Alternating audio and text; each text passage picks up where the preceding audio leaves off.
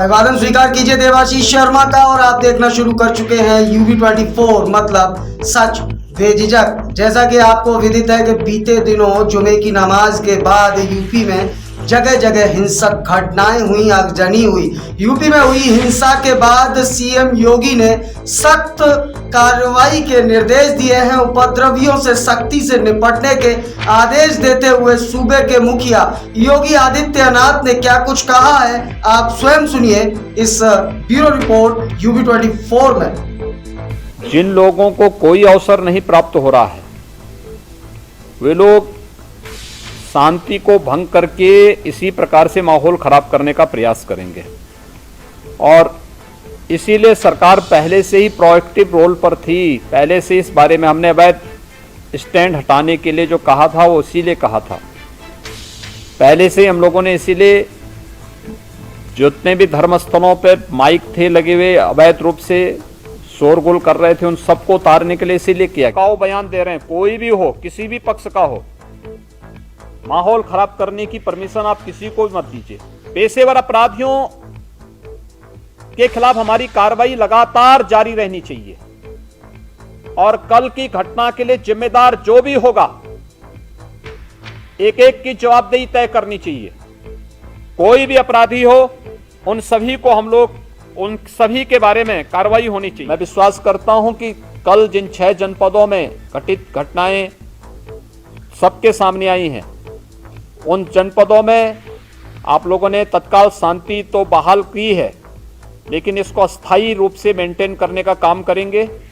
उपद्रवी तत्वों पर प्रभावी कार्रवाई करेंगे और सेक्टर स्कीम को अभी से लागू करने की तैयारी, और अगर कहीं कोई ऐसी घटना घटित हो तो उपद्रवी तत्व सुर्खियां न बटोरने। सोशल मीडिया प्लेटफॉर्म को जनपद स्तर पर भी मॉनिटरिंग हो, रेंज स्तर पर हो, जोन स्तर पर भी हो और शासन स्तर पर भी इसकी नियमित समीक्षा हो। लोकल इंटेलिजेंस के साथ बेहतर संवाद हो। हर एक गतिविधि को हम मजबूती के साथ संज्ञान में लें और कोई भी तत्व अगर कानून को हाथ में ले रहा है वो कोई भी संगठन हो, सख्ती के साथ उससे निपटने की कार्रवाई हमारी जनपद स्तर पर हो और इस पे हम लोग हर एक स्तर पर जवाबदेही भी सुनिश्चित करें। अगली खबर प्रयागराज से है। प्रयागराज में हिंसा के बाद जानकारी देते हुए कार्रवाई के बारे में बताते हुए एसएसपी प्रयागराज अजय कुमार पांडे ने क्या कुछ कहा, वह आप सुनिए कि किस तरह से प्रयागराज में हिंसा हुई, आगजनी हुई और जिसके बाद उस पर कंट्रोल करने के बाद एसएसपी अजय कुमार ने ब्रीफ करते हुए क्या कुछ कहा, आप स्वयं सुनिए। प्रयागराज से ब्यूरो। अभी तक जो मास्टरमाइंड सामने आया है उसका नाम जावेद अहमद उर्फ जावेद पंप ये आदमी है। इसके अलावा और भी सारे मास्टरमाइंड हो सकते हैं, उनकी पूछताछ की जा रही है, उनके बारे में जानकारी इकट्ठी की जा रही है।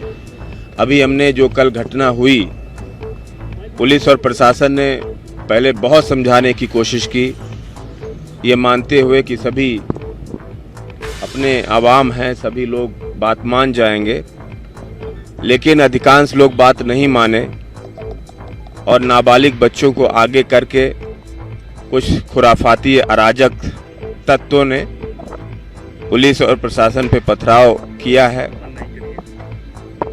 और इस घटना को बेहद गंभीरता से लिया गया है। इनके खिलाफ थाना खुल्दाबाद और करेली 2 थाना क्षेत्रों पर 29 गंभीर धाराओं में मुकदमा दर्ज किया गया है। 70 नामजद अभियुक्त हैं और 5000 से भी ज़्यादा अज्ञात शरारती तत्वों को उसमें नामजद किया गया है, डाला गया है। उन पे गैंगस्टर एक्ट और NSA के तहत भी कार्रवाइयां अमल में। अब आपको सीधे सहारनपुर लिए चलते हैं। सहारनपुर में हिंसा के मामले में एसएसपी हिंसा के मामले में पत्थर फेंककर माहौल खराब करने वालों पर चला बाबा जी का बुलडोजर। आप स्वयं देखिए सहारनपुर से किस तरह से बुलडोजर चला और पत्थर फेंकने वालों के खिलाफ कार्रवाई हुई और कार्रवाई के दौरान क्या कुछ कहना था अधिकारियों का, आप स्वयं सुनिए। Bureau report Saharanpur UB24।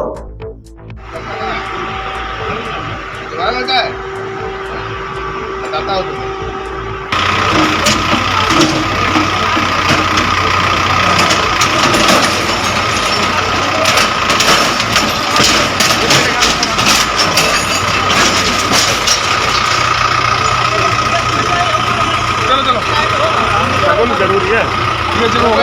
ये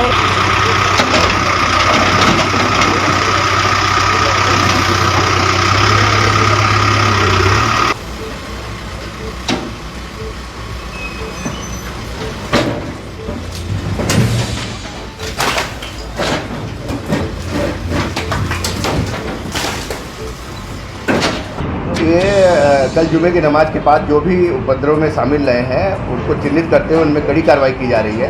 उनकी गिरफ्तारी भी कर रहे हैं हम, और उन्होंने जो अवैध रूप से संपत्ति बना रखी है, जो इन्होंने बिना नक्शे के नियम विरुद्ध घर बना रखा है, उन पर भी हम कार्रवाई कर रहे हैं। इसमें अभी 2 अभी गिरफ्तार हुए हैं, जिसमें एक वाकिल है, ये खाता खेड़ी कराने वाला है अब्दुल वाकिल, और दूसरा मुजम्मिल है जो 62 फुटा रोड का है।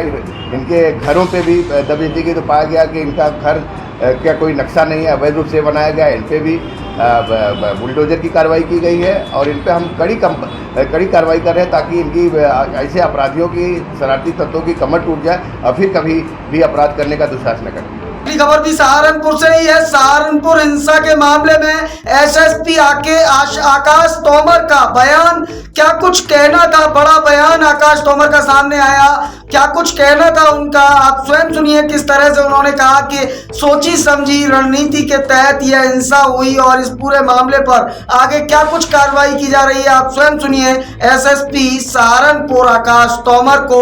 UB24 की ब्यूरो रिपोर्ट सहारनपुर। जैसे कि मैंने बताया कि हम लोग लगातार इन लोगों से टच में थे और लगातार हम लोग कम्युनिकेशन चैनल स्थापित करे हुए थे सभी धर्मगुरुओं के साथ, पब्लिक के साथ। फिर भी जिस प्रकार से भीड़ निकल के आई है आफ्टर फ्राइडे नमाज, तो निश्चित ही लगता है कि कुछ लोगों ने इसमें प्लानिंग करी थी, जिनको हम लोगों ने आइडेंटिफाई भी किया है।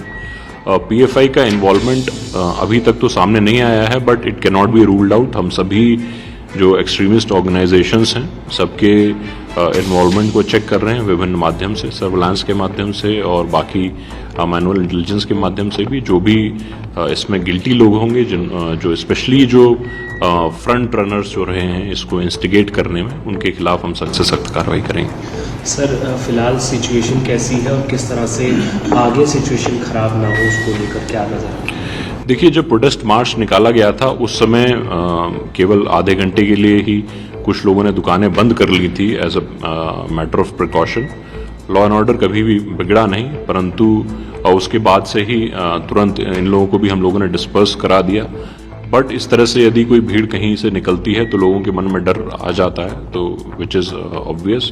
तो इसमें हम लोगों ने लॉ एंड ऑर्डर स्थिति तो तुरंत ही कंट्रोल में आ गई थी। नुपुर शर्मा के बयान के खिलाफ देश की राजनीति में एक तरफ उबाल है, वहीं सपा नेता अबू आसिम आजमी ने भी मोर्चा खोल दिया है। सीधे तौर पर नुपुर शर्मा को जेल भेजने की मांग करते हुए क्या कुछ कहा है, आप स्वयं सुनिए। Bureau report UB24।